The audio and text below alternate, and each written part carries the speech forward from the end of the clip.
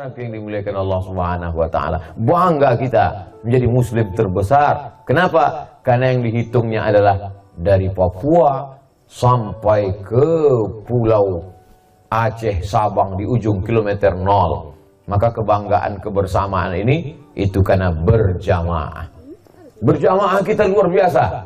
Kita sampai bisa mengalahkan ego dalam diri kita. Kita sebagai mayoritas muslim, apa kata kita? Pancasila ketuhanan dengan menjalankan syariat Islam bagi pemeluknya. Mati-matian kita mengatakan itu. Pancasila dengan kewajiban menjalankan syariat Islam bagi pemeluknya. Tapi ketika ada saudara kita yang ketakutan, khawatir dari belahan timur, nanti kalau dipakai kata syariat ini nanti akan terjadi fitnah segala macam. Maka ulama bermusyawarah, beristikharah, puasa sunat, berzikir mereka di tengah malam. Akhirnya dibukakan Allah pintu hati mereka. Mundur selangkah, biarlah tidak ada kata syariat. Akhirnya sila pertama, Pancasila, ketuhanan yang Maha Esa, titik, demi menjaga persatuan. Makanya dikatakan oleh Menteri Agama yang dulu, apa kata beliau? Hadiah terbesar umat Islam untuk Indonesia adalah Pancasila. Jadi kalau ada orang bertanya, kamu mau pilih Quran atau Pancasila? Inilah orang yang paling bodoh, tidak membaca sejarah. Kenapa? Karena Pancasila itu adalah intisari daripada Al-Quran. Ketika kita bicara ketuhanan yang Maha Esa, Qul huwallahu ahad. Kemanusiaan yang adil dan beradab, i'dilu huwa aqrabu littaqwa. Bersikap adillah, karena keadilan itu lebih mendekati kepada takwa. Ketika bicara tentang persatuan Indonesia, wa'tasimu bihablillahi jami'an wala tafarraqu. Berpegang teguhlah kamu, jangan berpecah belah. Ketika bercerita tentang musyawarah, wa amruhum syura bainahum. Dalam Islam tidak pakai sistem kerajaan. Tidak diangkat anak Nabi setelah Nabi meninggal. Tidak diangkat menantu Nabi setelah Nabi meninggal. Tapi bermusyawarah untuk mengangkat. Terpilihlah Sayyidina Abu Bakar Siddiq berdasarkan musyawarah sahabat di Saqifah Bani Sa'idah. Kalau bercerita tentang keadilan sosial bagi seluruh rakyat Indonesia, maka tidak ada yang lebih cerita tentang adil selain daripada ajaran Sayyidina Muhammad sallallahu alaihi wasallam. Jangan orang membayangkan bahwa Islam itu hanya cerita tentang baca Yasin, zikir, baca Quran, tahajud. Tidak. Islam itu adalah ajaran menjaga alam semesta. Man qata'a sidratan, siapa yang memotong sebatang pohon sidir, sawwaballahu ra'sahu finnar, disungkurkan kepalanya dalam api neraka. Sebatang pohon dia tebang, tidak ada tujuan lain, hanya untuk menghancurkan alam, disungkurkan kepalanya dalam api neraka. Oh, Ustadz menyindir karena lantai kita dari kayu. Tidak. Saya sudah dengar dari Pak Camat bahwa kayu ini bukan diambil dari hutan. Tidak ada lagi yang akan dipotong, menjaga alam. Lalu kemudian dalam Islam diajarkan untuk tidak membunuh binatang. Hari ini kita disadarkan di tepi hutan ditulis binatang-binatang yang tidak boleh dibunuh, dilindungi oleh WWF. Kalau tertangkap akan dipenjara. Maka Islam sudah, hutan lindung tertua di dunia adalah dalam ajaran Islam. Begitu sampai di kota Makkah, kota Madinah, tidak boleh mencabut tanaman, tidak boleh membunuh binatang, akan dikenakan dam. Dam artinya menumpahkan darah. Menumpahkan darah mesti potong kambing. Maka ini luar biasa. Ketika saya membawa jamaah umroh, kalian ingat larangan-larangan ihram. Jangan sampai membunuh binatang, jangan sampai mencabut tanam-tanaman, nanti akan membayar. Jangan sampai, suapiklah kita mengasih tahu karena sebagai pembimbing ibadah. Begitu sudah sampai ke hotel, belum lagi tawaf sa'i dan umroh ke Masjidil Haram, tiba-tiba jamaah sudah membuka pakaiannya. Yang ibu-ibu lupa pakai helm langsung ngambil nasi kotak. Begitu saya lihat, kenapa buka pakaian? Kenapa kalian pakai jaket? Kenapa pakai peci yang laki-laki? Ini kan belum selesai lagi tawaf dan sa'i. Jadi gimana Pak Ustadz? Denda, kasih makan fakir miskin. Di mana bayarnya Pak Ustadz? Saya tidak mau ini pungli, nanti saya dianggap mengambil uang jamaah. Bayar langsung ke tempat konter resmi, 90 rial, paling murah. Yang kaya raya yang duitnya banyak, potong kambing, 600 rial.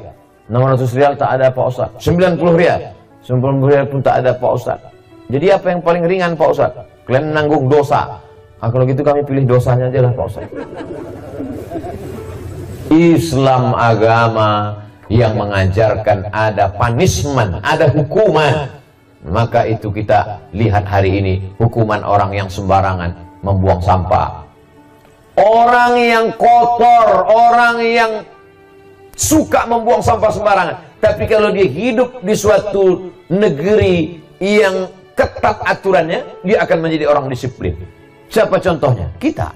Ketika kita ada orang buang puntung rokok sembarangan, buang abu sembarangan, semua tempat yang cekung dijadikannya asbak. Apapun itu, tempat-tempat air minumnya pun asbak. Jangan-jangan istrinya tertidur pun jadi asbak. Tapi begitu dia sampai ke Singapura, maka dia akan menjadi orang yang sangat disiplin. Dia tahu kalau dia buang permen karet, dia akan kena. Kalau dia buang puntung rokok, dia akan kena denda luar biasa. Itu menunjukkan bahwa aturan punishment, hukuman, bisa mendisiplinkan orang. Sebaliknya, orang yang amat sangat disiplin, kalau melihat lingkungannya, maka lingkungan itu amat sangat berpengaruh. Maka ini mesti kita sosialisasikan. Yang sudah bersih ini kita jaga. Zaharal fasadu fil barri wal bahri. Sudah terlihat kerusakan di daratan dan di lautan. Daratan kerusakan, hancur alam. Di lautan kerusakan, sampah. Ternyata di mata penyu, ubur-ubur dengan plastik itu sama. Penyu itu matanya tak sama macam kita. Di mata penyu, ubur-ubur dengan plastik itu sama. Bayangkan ada penyu yang sangat kelaparan, 3 hari tidak makan, tiba-tiba dia lihat ada sampah plastik, disangkanya ubur-ubur. Wow, brownies, kata dia. Begitu ditelannya, ternyata sampah plastik. Beberapa bulan yang lalu kita dihebohkan dengan buaya yang berkalung ban karet. Siapa yang membuang ban karet? Manusia yang merusak alam, yang merusak tanah, yang merusak lautan, yang merusak pebukitan. Diceritakan Allah dalam Al-Quran. Zaharal fasadu fil barri, kelihatan kerusakan di alam, di daratan, di bukit, wal bahri, di lautan. Bima kasabat aydin nas, akibat dari ulah-ulah tangan manusia. Manusia ini merusak luar biasa. Makanya malaikat dulu komplain, tidak setuju. Ketika Allah ingin menciptakan manusia, apa kata malaikat? Ataj'alu fiha may yufsidu fiha. Untuk apa kau ciptakan mereka ya Allah? Mereka hanya akan membuat kerusakan. Wa yasfikud dima. Mereka hanya akan menumpahkan darah. Allah menjawab, Inni a'lamu ma la ta'lamun. Aku ciptakan mereka, aku lebih tahu daripada kalian. Dari mana malaikat bisa tahu bahwa manusia ini akan membuat kerusakan? Apakah malaikat itu peramal, dia tahu masa depan? Tidak. Karena dia tahu ada makhluk yang lebih tua dari manusia dan memang kerjanya berbuat kerusakan saja. Dia adalah kakak tertua manusia. Siapa itu? Diceritakan dalam beberapa ayat. Alladzi waswisu fi sudurin nas minal jinnati wan nas. Jin tertua daripada manusia. Di berbagai kampung lain nama, lain tempat, lain padang, lain belalang, lain lubuk, lain ikannya. Di beberapa tempat namanya jin.